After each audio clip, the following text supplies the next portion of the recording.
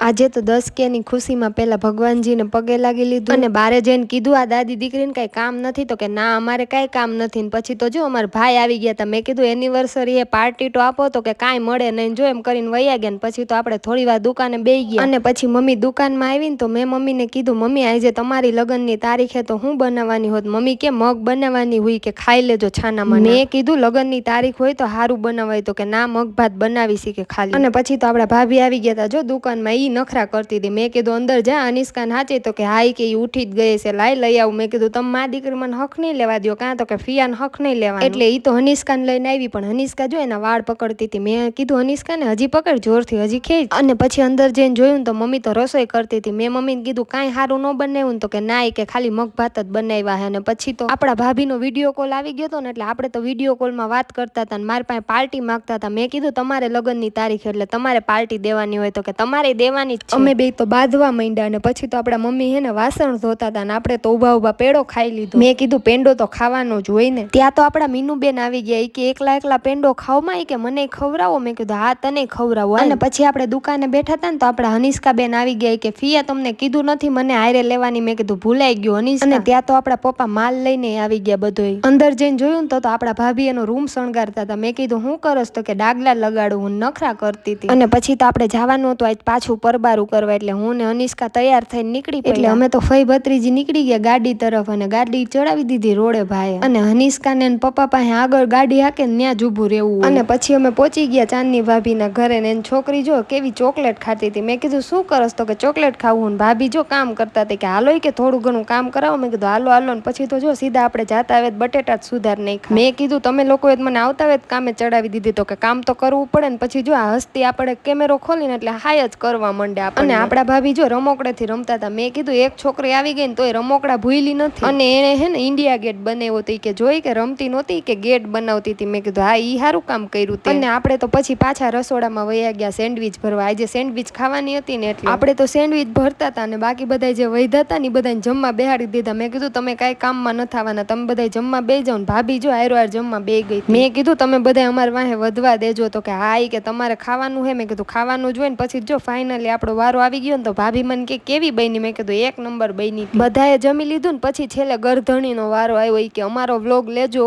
મેં કીધું તમારો વ્લોગ તો લેવાનો જ હોય ને તમે તો વ્લોગર હો અને પછી આપણે સેન્ડવિચ ભરાવી હતી ને એટલે ભાભીને કીધું હવે તું બધું કામ કરાય તો કે હા કે હવે હું કામ કરાવું તું હનિષ્કાને હાચે એટલે આપણે તો મસ્ત મજાના સોફે બેસી ગયા હતા ને એ બધા જો કેવું કામ કરતા હતા મેં કીધું હા કામ કરો કરવાનું જોઈએ કામ તો કે હા કે કામ તો કરવું જ પડે પછી થોડી વાર બધા હારે બેઠા અને પછી બધાને બાય બાય ટાટા કરીને આપણે નીકળી ગયા ઘરે મેં કીધું હાલો હવે આવજો તો કે આટલું જલ્દી જવું હોય કે હજી તો અમે નવરાત થયા હે મેં કીધું હા હવે તો ઘરે જવું હોય ને એટલે બધાને આપણે જો બાય બાય કરી દીધું સમર તો રોવા બેઠો હોય કે તમે જાઓમાં મેં કીધું જાવું તો પડે ને પછી તો આપણે ઘર તરફ નીકળી ગયા તો આજ માટે આટલું જ મળીએ કાલના નવા બ્લોગ સાથે જો વિડીયો ગમ્યો હોય તો લાઈક કરો શેર કરો અને ફોલો કરજો ટાટા બાય બાય ગાઈઝ